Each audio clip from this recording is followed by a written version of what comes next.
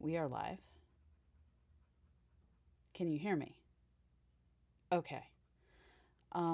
I am pulling up the. I didn't name them. I can.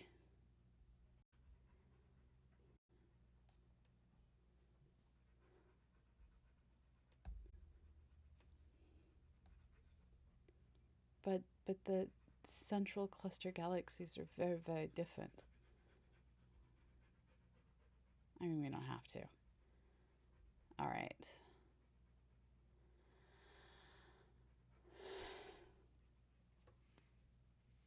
Yeah. So I was thinking dwarf elliptical and irregular. So dwarf elliptical and irregulars. Okay.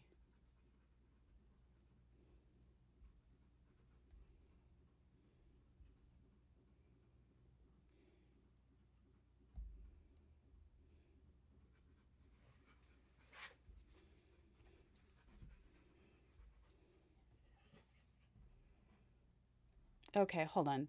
For some reason, your audio isn't going in, so I'm fixing that. Technology is sometimes evil. Say something? No, it's not going through. Okay. What the heck? All right. So, yeah, it's the audio capture software is like, no, I will not. So let's go ahead and create a new capture.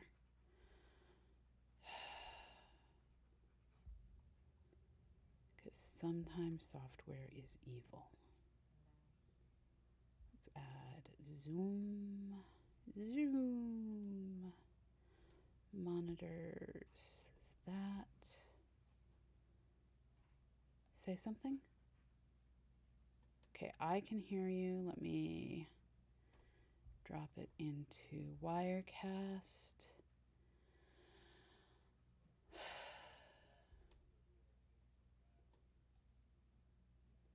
Say something? How about now? Yes, that did it. Okay. Okay. Okay, so that is fixed.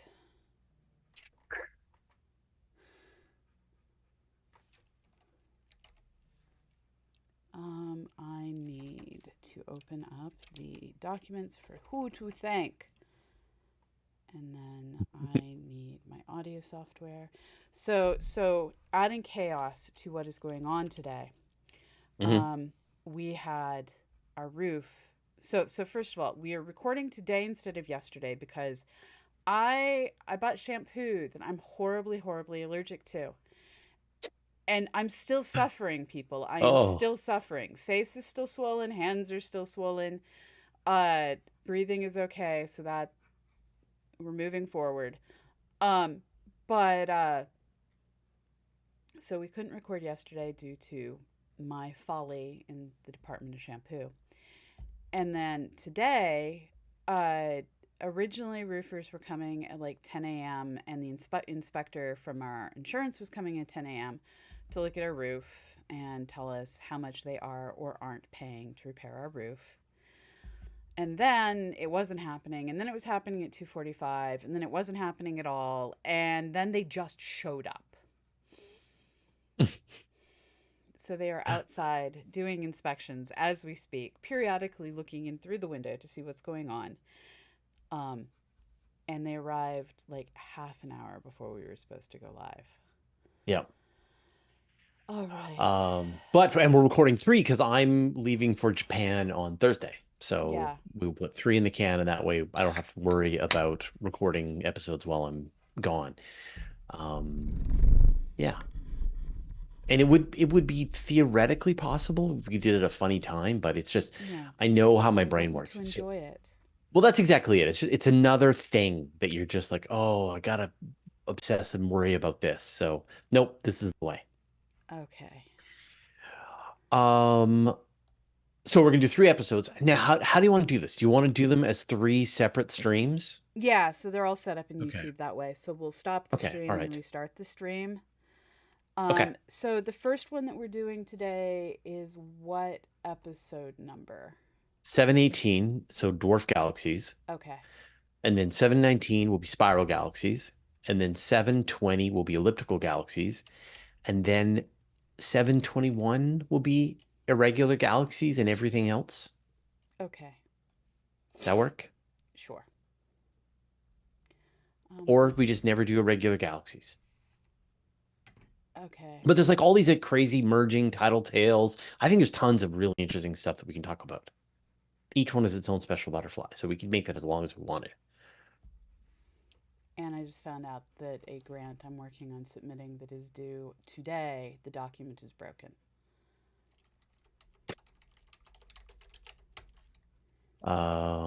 Okay.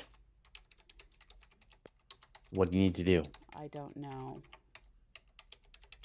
Do you have someone who can help you send that document in properly? See, I'm the one who would normally be the person to help everybody. Okay. And so If, I if have you a very sad postdoc currently. Not, he's actually a research scientist now. if we Okay, he's fine. He says they're on Okay. it. I'm going to trust them. Okay. Now, Sirius is saying that I am loud and you are softer. So I don't know if you like crank the volume even higher than normal. I did not. Hold on. Okay. But that doesn't mean that the software didn't decide to do something stupid. So let me check my settings. Because sometimes it just decides it's going to adjust my mic level because it can.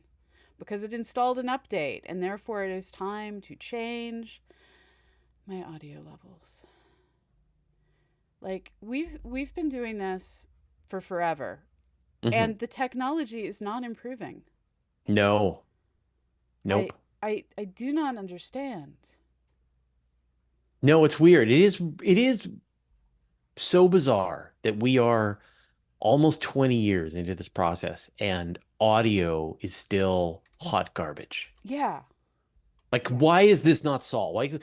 Why isn't it just if you have a microphone, it brings in the audio at a good level, and then if you're going to send out a stream, it sends out the stream at a good level, and you don't have to think about it, and you don't have to second guess it. Just work. Is this so hard? Yeah. It's like Bluetooth. Like is Bluetooth not just an unreliable mess all the time and always has been? So what I've found is Bluetooth, as long as I stay within the Apple ecosystem, is completely reliable. But like I got a pair of I got a pair of Bose open ear earbuds to try, and like hot garbage. Like audio quality amazing, but going from device to device made me a sad camper who wanted to throw things. So we're unlisted in YouTube for some reason. Do you want to try and fix it? Yeah. There were YouTubes set up. Yeah, it's weird that it went unlisted. Okay, hold on. How did people find how to, us? I can fix this on the other end. I fixed it already. Oh, okay. Yeah. So Beth tweeted out links. Okay. Yeah, I'll just double check the other ones in a second. Let's get started. Okay. We got work to do. We have Okay, I'm pressing record on my audio. I'm pressing record. I am on my also video. pressing record. Okay. I need my intro. Okay.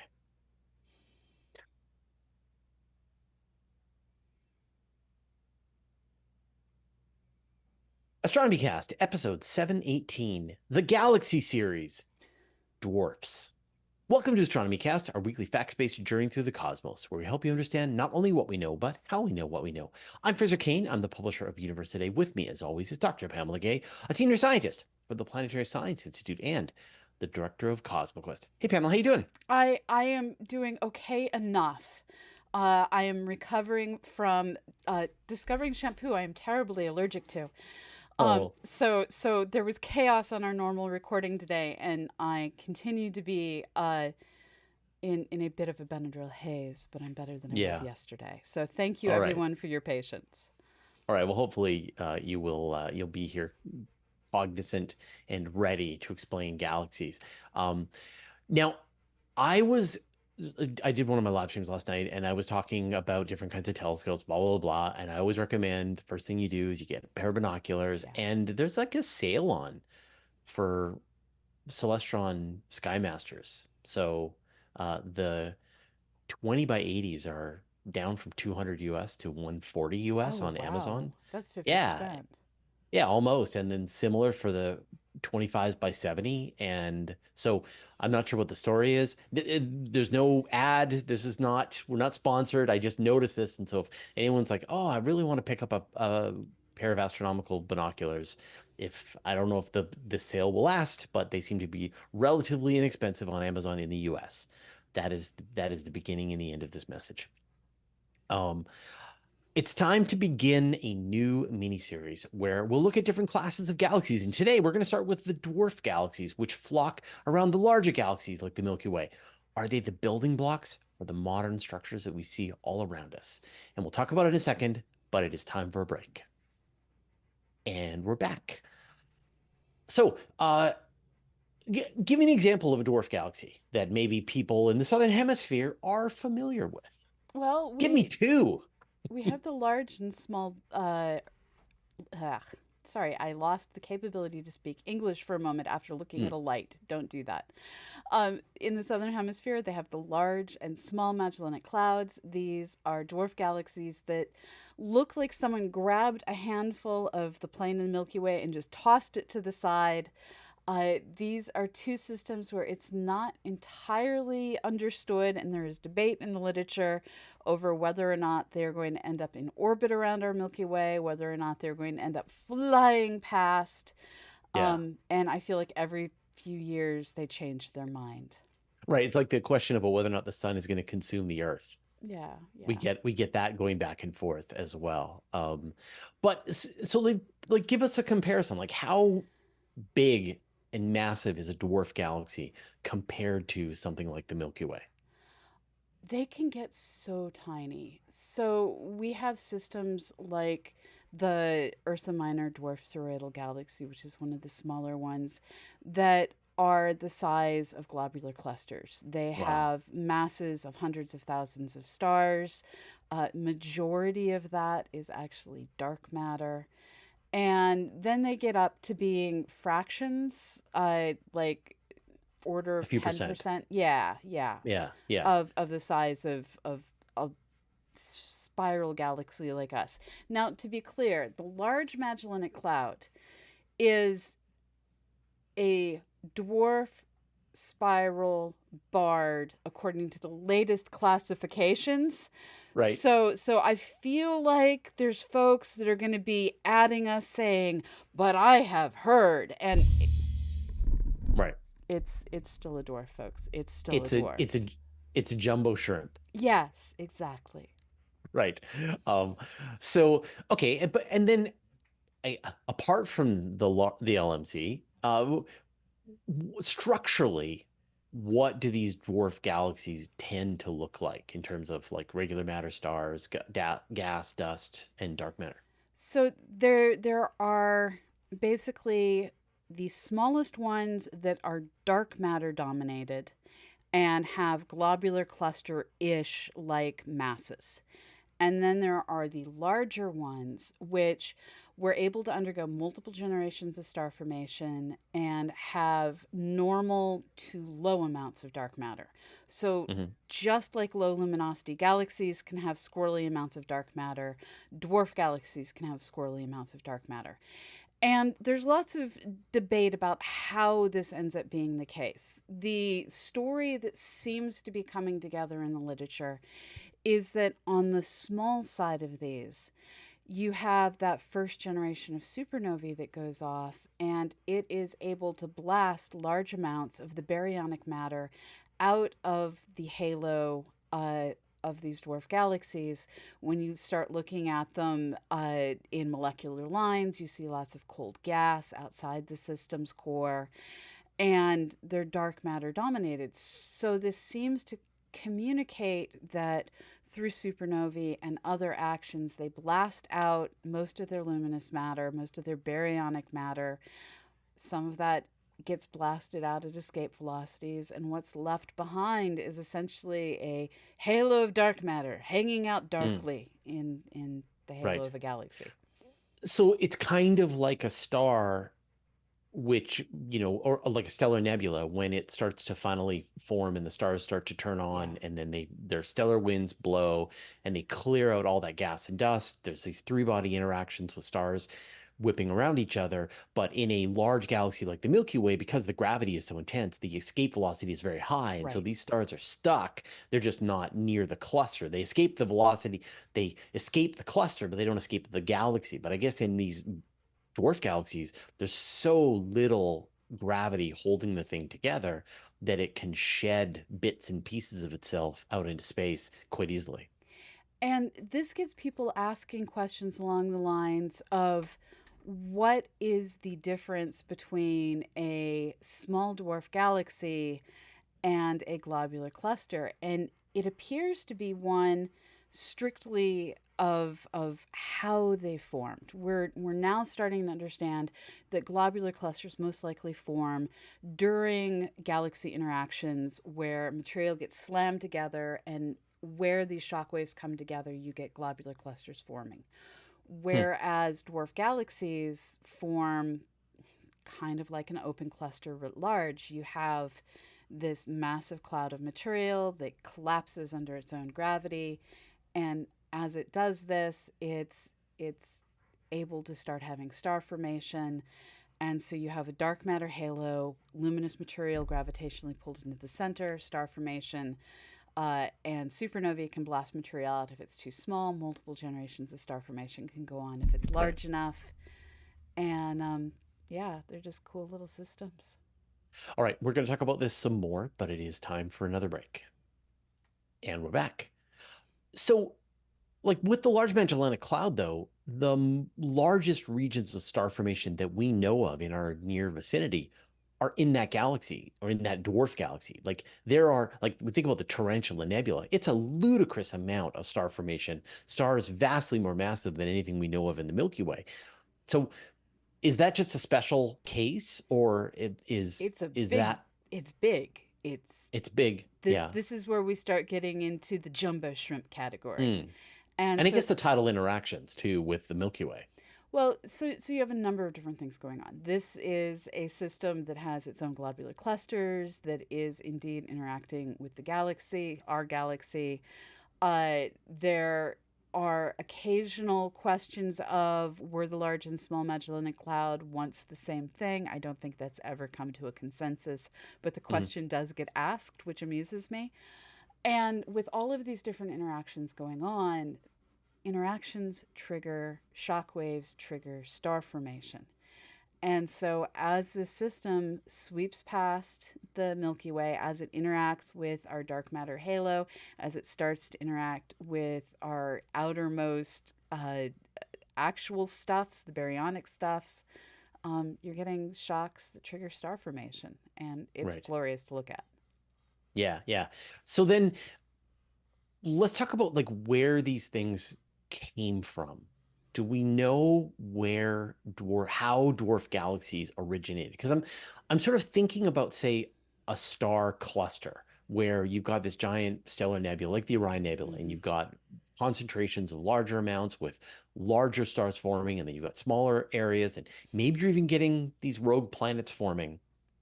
And so when we think about the primordial hydrogen and helium in the early universe, is it the same idea as a stellar nebula writ large, with large blobbers turning into certain size galaxies and smaller blobbers turning into, the galaxy equivalent of red dwarf stars? So I'm just going to clean up the language here a little bit.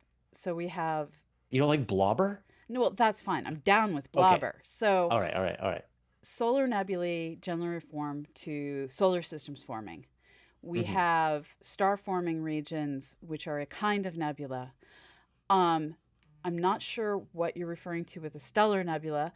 Um, so Yeah, a so star forming region like the Orion Nebula, like where you've got okay. this giant area of gas and dust of different concentrations and different stars whirling up inside this whole region of different masses. There is this mass relationship across So the, in a star forming region that creates stars of different sizes. So is it the same mechanism to make bigger no, galaxies versus dwarf galaxies? no, because star forming regions are singular clouds that have been shocked into simultaneously forming all of these stars. Mm, And you can have dwarf galaxies like Ursa Minor, where all of the gas in them got shocked into a single star forming burst, and whatever wasn't used up got blasted away.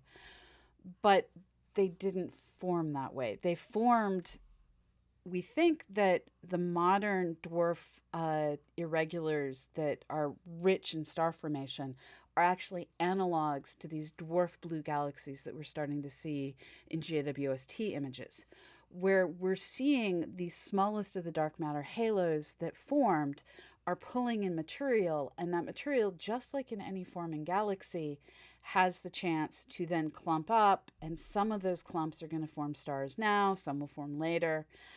And in the case of the dwarfs, there's just not that much material. So you don't tend to get the same numbers of star forming epochs that you get right. with bigger systems. But it's that same dark matter. Halo collects material inside, material forms galaxies. And these are essentially building blocks of large galaxies that came later. Right, right. But I guess let me try and kind of rephrase the question, Yeah. because I'm imagining in the beginning there is just the primordial hydrogen and helium. There is the dark matter Yeah. structure that underlies the whole thing, and you've got different concentrations based on regions of over and under density Yeah. in the original universe. Mm-hmm. And then gravity is pulling things together, Yeah. and so places where you've got an overdensity, you've got more stuff being pulled together, and places you've got an underdensity, you've got less stuff being pulled together. And after a while, like pizza dough that's being pulled too thin, you start to get gaps opening up, Yeah. voids opening up, and then the as you pull farther and farther, then these things kind of snap and the gravity pulls them together into however much gas you have. Yes. And then the expansion continues. And so now you're left with this just distribution of I'm going to go back to my blobbers of material that is now like gravitationally distinct from the other ones, as they're sort of, Yes. they're still orbiting one another, but they are not continuing to merge up into larger objects in the beginning. Is that roughly on the right track then? And so the dwarf galaxies, are the dwarf galaxies that we see today the result of those sheared off chunks of primordial material, or was there some mechanism later on that spun them out, that split them in half into smaller pieces? So things don't get split up later, generally, Right. unless Okay. it's like a tidal tail or something, and those probably aren't forming dwarf galaxies. Right. So the way to think about it is things tend to break up into pieces in a distribution. If you drop a mug, you're going to get a distribution of pieces where you'll have a few giant pieces Mm, and then inevitably a whole lot of little tiny crumbs, which is right. always the source of sadness when trying to Yep. reassemble the mugs. And powder. Yeah. Right. And when the early universe fragmented, we had a distribution of blobs of material, going back to your blobs, Mm-hmm. and there were a few that were giant, and these were those first forming giant galaxies. Right. But the majority were these little tiny lumps of extra material that pulled in stuff. And then those within them could fragment further. So you have all this stuff is gravitationally bound together.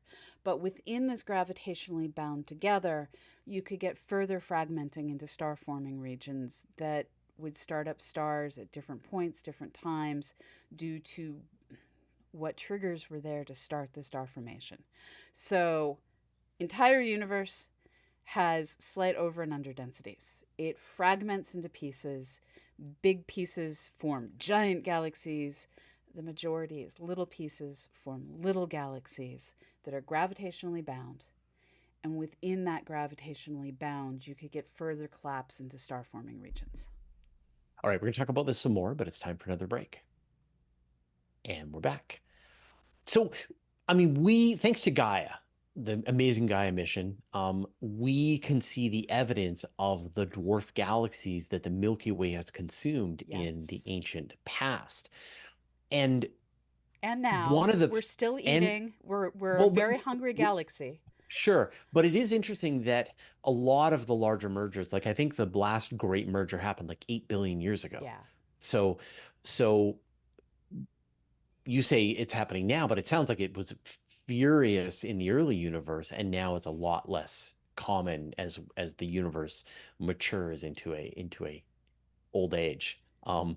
But what contribution? Because all right, like one of the big questions that Webb was designed to ask was, will we see these dwarf galaxies coming together as building blocks to the larger galaxies? Those observations are now happening. What is this story that we're seeing of galactic evolution over the entire age of the universe? We're still figuring out all the details. What we do see is there are these small, bright blue, furious with star formation galaxies in the early universe. JWST is finding them. What we see is there are galaxies that are undergoing greater amounts of merger activity in the past. There are more quasars in the past. And that excess material to feed black holes, that significantly more galaxy mergers going on in the past. What is happening is over time, gravity is pulling things into tighter and tighter structures. So we went from lots and lots of small stuff to the small stuff having time to consume one another to building bigger things, then kept eating the smaller things. And so we have this picture where some galaxies did just form giant from day zero, but the majority of systems grew through the constant merger of larger and larger systems. And the shapes of the galaxies seem to be dominated by what were the angles that they came together, what were the basically the distribution of big thing to small things orbiting it for grand spirals. So a lot of these grand design spiral galaxies that we see are driven by having a smaller companion. So here we can thank dwarf galaxies in many cases for bringing us grand design spiral galaxies. Through this constant merger of systems, we get bigger and bigger things, and this is an ongoing process. We continue to eat dwarf galaxies in lower numbers because we've already ate so many of them. There's just not as many left to be eaten. Right. We continue to eat them. And then we're also seeing the larger systems merging together. And this is where things get more and more interesting as time progresses because we're going to run out of things to merge eventually. And so it's small galaxies merging bigger and bigger all the way down. I mean, I think there's sort of like two pathways that's really interesting thanks to JWST. And the first one is this idea, they're called the impossible galaxies, but the gist, they're not impossible, they're possible. But the gist is that we've got these big galaxies early on in the universe. You're seeing quasars at less than 1 billion years after the Big Bang. You're seeing spiral galaxies again, as literally within, the first billion years of the universe. And so that is definitely pushing things back to what you mentioned, that you get large chunks are just turning directly into big galaxies. And then also this history, thanks to Gaia, of seeing when the mergers happened, that a lot of the big mergers happened early on in the Milky Way's history, and that is just driven by these dwarf galaxies. And so what do you know? It's more complicated than we thought, that it's probably both, right? That you're getting the dwarf galaxies being the building blocks of the bigger galaxies, and a lot of them are just never making it close to another galaxy and are remaining unperturbed since almost the beginning of the universe. And the difficult thing is, they are hard to see. And when the smaller things are the most numerous and the smallest things tend to be the most dark matter Mm, dominated, it becomes very difficult to do a census of these beyond our own local group. We know dwarf galaxies dominate. We know that galaxies, large ones, participate in dwarf tossing using their gravity on a regular basis. right. And so this is the hardest to observe kind of galaxy, and also the most common, and also the most necessary to understand. What I love is, as we try and understand our past, different things that we've known for a long time, like the Oosterhoff classifications of galaxy clusters, where half of them, not half, but a lot of them are going in entirely the wrong direction, and we have this thick disk to our galaxy that has a slightly different metal composition. That is all getting tracked back to eating larger dwarf galaxies and consuming their globular clusters, consuming their matter. We are a system made from multiple galaxies coming together and sharing their material and their angular momentum and everything else to give us this barred spiral structure. And that bar is due to our companions. Right. Yeah. Now, you talked about sort of how some of these galaxies are dark matter dominated. Yes. In other cases, it's the opposite. They have very little dark matter. So, what is the mechanism that is creating such vast differences in composition for these different dwarf galaxies? It likely comes down to different interactions. This is what we're also finding with the low surface luminosity galaxies, where if you have a system that, or two systems that pass through each other, you can end up with the dark matter staying in one part and some of the luminous matter escaping. And so you get systems that are luminous matter dominated, you get systems that are dark matter dominated. And of course, the holy grail is finding the system that is just dark matter. We haven't quite got there yet. We're getting close with some of these systems. Yeah. The luminous to dark matter ratio is in the hundreds with some of these dwarf Wow. galaxies. And this is where it starts to get necessary to look in every wavelength to find, all right, is there just super cold gas in these systems that is giving the mass that we don't otherwise see, because cold mass is transparent and not exactly luminous and optical. So millimeter dishes are so important for studying these, getting down, looking for the molecules. And they're cool and hard to see and don't get the attention they deserve because they're not necessarily the kind of thing you write press releases with pretty pictures about. Yeah. It is amazing to me how often new dwarf galaxies are being discovered. That every year or so, I feel like there's a couple of new dwarf galaxies that turn up from larger and larger surveys of our neighborhood. And some of these ones, as you said, that are dark matter dominated are harder to find. And Yeah. so often it's like gravitational lensing gives us insights into where these things are. And I know, and you mentioned early on, there's like one that, as you said, has the mass of a star cluster Yeah, there's and yet several like that. is a Yeah. galaxy So with so all the parts and pieces. the So the Ursa Minor Dwarf Spiral Galaxy is near and dear to me. It was the topic of my master's thesis. yeah. If you take an image of it and it's about a degree across, so you need a big field of view, you can't tell you're seeing a galaxy. It's just an overdensity of stars on the sky, and it's closer to us than some of our globular clusters. So these are large, diffuse systems where you can see individual stars and look right through them to galaxies beyond. They're super cool. Um, I'm looking at there's like since when you did your doctoral thesis, there have been many more, even lighter, even Oh smaller yeah, yeah, galaxies. It's kind of amazing. So, for example, there's one called Segway 2 that has about 1,000 stars. yeah, That's it, 1,000 stars in a galaxy. yeah. So, again, this is the scale of what's out there, and yet the galaxy itself has about 55,000 times the mass of the sun, and so a Dark matter thousand dominated. dark matter dominated. Yeah, exactly. Right. That is causing the bulk of the mass of that galaxy. Um, it's fascinating, and I wish they were easier to see because they are telling the true story of the history of the universe, and this is what Webb. One of the things Webb was really designed to do was to find these things and see them coming together to really tell us that story of where we came from.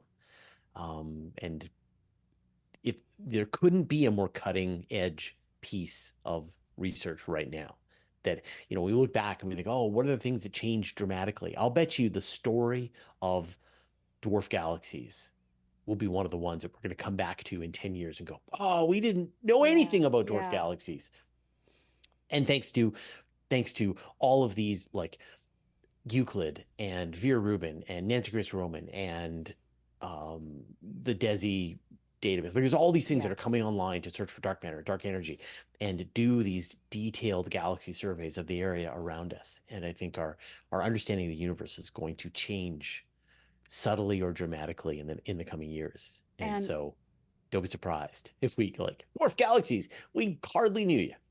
and what's amazing is what is nearly invisible today because they are made of elder red stars. Yeah. They shone like fireflies in the early universe. These were rich in blue stars billions of years ago. And so, how our universe looks has radically changed with the single epoch of star formation dying out in all these systems. So, they were the bright blue galaxies of the past, and they're the red, almost impossible to see galaxies of today. All right, so stay tuned to this series. We will be back next week with the next episode. Thanks, Pamela. Thank you, Fraser. And thank you to everyone out there who is donating at the $10 a week or higher level. Thank you actually to everyone that donates. I just want to be clear. We are grateful for all of you, but I only mispronounce the names of folks donating at the $10 or higher level. This week, I'm going to desperately Special reward. attempt and fail to pronounce the following people who I am grateful for as names.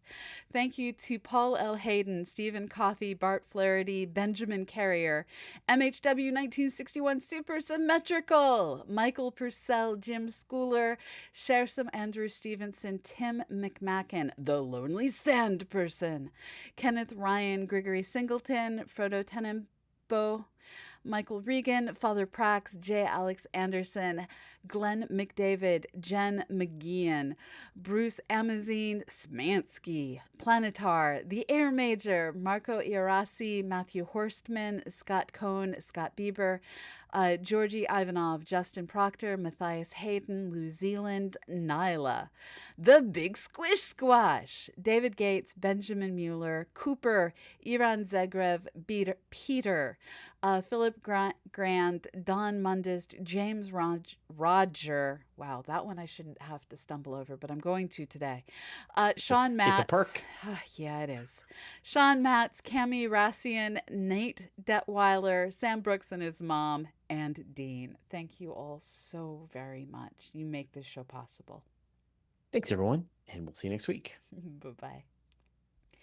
And then they saved. And then they saved. And then why don't you shut? So we're gonna set up another stream to do the next episode. So why don't you shut this one down? I'm gonna grab a sip of water. Okay.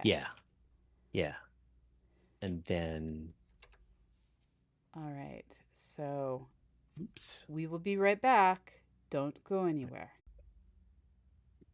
Okay. Hopefully we are back and we are in the correct place. I need to find the YouTube to log into. All right. Hi humans. I'm waiting for Fraser to get back.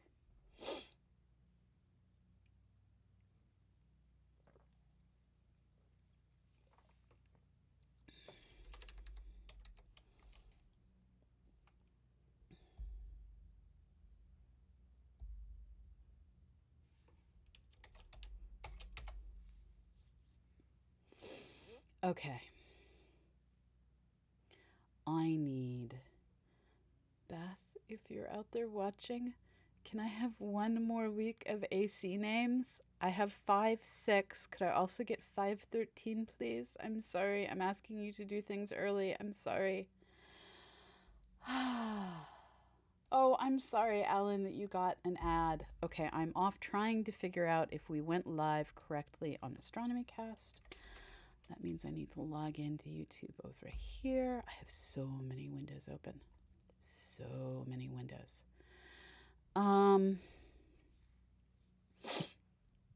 Okay, you're back. You have YouTube open. Can you see if we jumped to the correct stream? You didn't hear anything I just said. Me? No. Yeah. I was gone. No, it's true. I started talking when I saw you instead of when you had your headphones in. That was dumb of me. Can you look and see if we jumped to the correct YouTube? Yeah, hold on a second. I put the wrong name. Boo. What? Boo. There we go. Okay. Okay, So, let me check. I have a question for the audience. I'm going to be in Orlando. I'm seeing a colleague, bunch of other stuff. It's a work trip. No, we're not in the correct stream. Dang it. Where are we going to? We're in 718 still. Okay, I'm going to stop this and go back. 19.